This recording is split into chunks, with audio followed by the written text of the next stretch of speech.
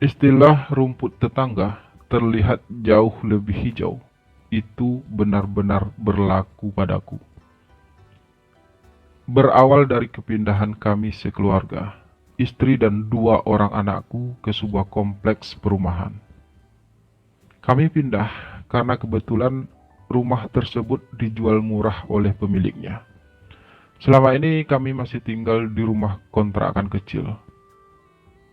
Aku dan istriku menguras semua tabungan kami untuk bisa membeli rumah tersebut. Aku hanya seorang karyawan biasa di sebuah perusahaan kecil. Gajiku tidak seberapa, meski sebenarnya masih cukup untuk memenuhi kebutuhan keluarga kecilku. Apalagi istriku juga bekerja. Ia bekerja di sebuah rumah sakit, bukan sebagai perawat ataupun dokter, tapi ia bekerja di kantin rumah sakit tersebut. Istriku bekerja hanya pada sore hingga malam hari, dari jam 2 sore sampai jam 10 malam. Istriku sengaja mengambil jam kerja sore, agar ia punya waktu pada pagi dan siang hari untuk mengurus rumah dan juga mengurus anak-anak kami. Jadi kalau sore sampai malam, giliran aku yang menjaga anak-anak. Sejak kami pindah, kami harus mulai membiasakan diri dengan lingkungan baru kami, mulai berkenalan dengan para tetangga. Beruntunglah rumah baru kami itu tidak jauh dari tempat kerjaku dan juga tempat kerja istriku. Sekolah anak-anak kami juga berada di dalam kompleks perumahan tersebut. Sebenarnya itu juga yang menjadi alasan utama kami untuk membeli rumah tersebut. Anakku yang pertama, perempuan, sudah kelas 5 SD. Sedangkan anak kami yang kedua, laki-laki, sudah kelas 2 SD. Aku sendiri sudah berusia 40 tahun, sedangkan istriku sudah berusia 37 tahun. Pernikahan kami pun sebenarnya baik-baik saja, bahkan boleh dibilang cukup bahagia, meski kami hidup pas-pasan.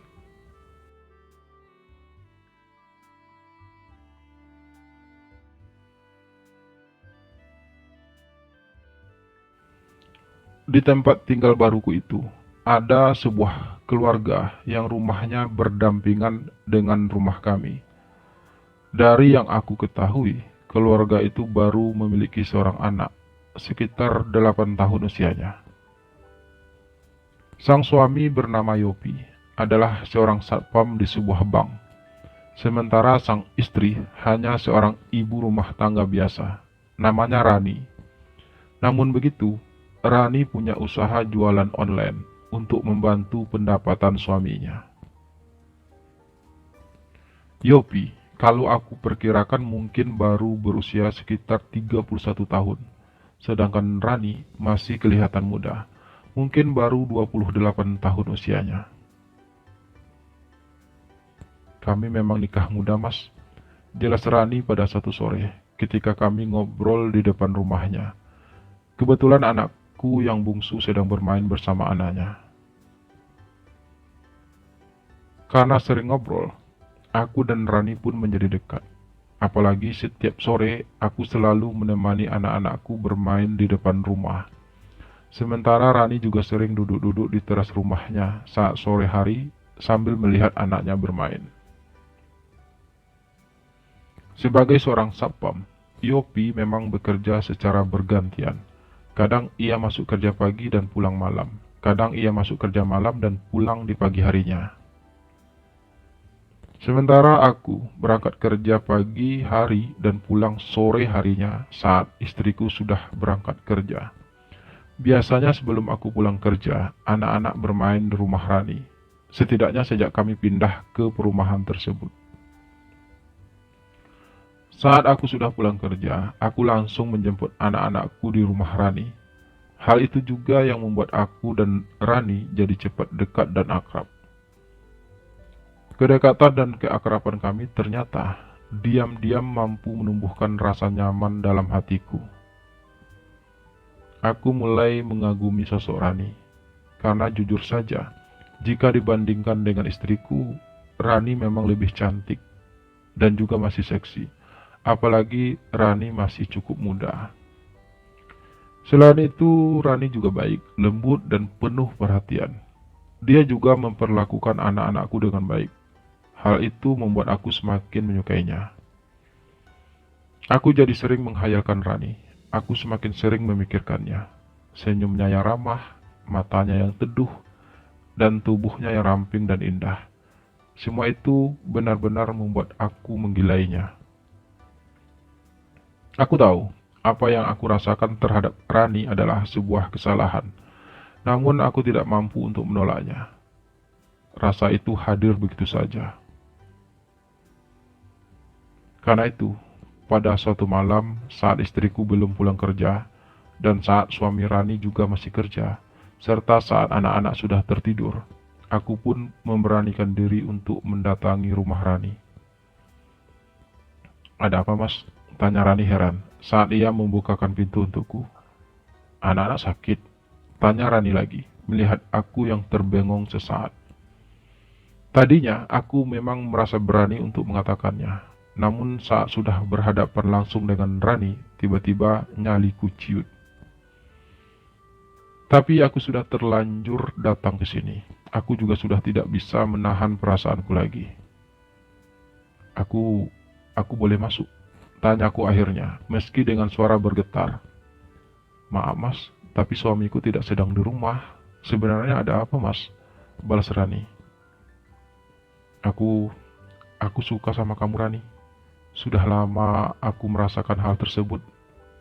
Aku ingin sekali bersama kamu. Apakah mau bersamaku?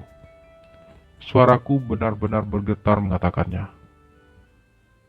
Kulihat mata Rani sedikit terbelalak mendengar kalimatku barusan. Ia seperti tak percaya dengan apa yang barusan aku ucapkan. "Kamu jangan gila mas, kita sudah sama-sama punya pasangan," balas Rani akhirnya. Suaranya berat. "Iya, aku tahu Rani, tapi aku benar-benar telah jatuh cinta sama kamu. Aku tak bisa lagi membendung semua rasa ini. Izinkan aku masuk, Ran, dan biarkan aku bersamamu." Ucapku semakin berani. Tapi aku... Suara Rani terbata. Karena sudah tidak bisa menahan keinginanku, aku pun refleks masuk dan menutup pintu rumah itu dari dalam. "Mas mau apa?" Suara Rani bergetar. "Aku mau kamu Rani," balasku tegas. "Tapi aku gak bisa mas, aku takut suamiku tahu, dan aku juga takut kalau istri mas juga tahu." Suara Rani mulai melemah. "Kamu tenang aja Rani, tidak bakal ada yang tahu kok," balasku yakin. "Mas yakin kalau mas benar-benar mencintai saya?" tanya Rani akhirnya, setelah ia terlihat berpikir beberapa saat. "Aku yakin Rani, kamu sangat cantik. Aku ingin sekali bisa memiliki kamu." Suaraku bergetar, bukan karena takut, tapi karena aku benar-benar telah dikuasai oleh keinginanku untuk bisa memiliki Rani. "Oke mas, aku juga sebenarnya sudah lama suka sama mas, tapi aku berusaha menahan semua perasaanku karena aku tahu itu sebuah kesalahan. Tapi kalau memang mas juga menginginkanku dan juga mencintaiku, aku mau. Tapi mas harus janji kalau ini hanya akan menjadi rahasia kita berdua," ucap Rani akhirnya. Setelah cukup lama ia hanya terdiam. "Iya Rani, aku janji ini hanya akan menjadi rahasia kita berdua," balasku. Dan begitulah, malam itu untuk pertama kalinya aku dan Rani melakukan hal tersebut. Dan aku merasa sangat bahagia dengan semua itu. Akhirnya semua hayalanku tentang Rani bisa aku wujudkan dalam dunia nyata.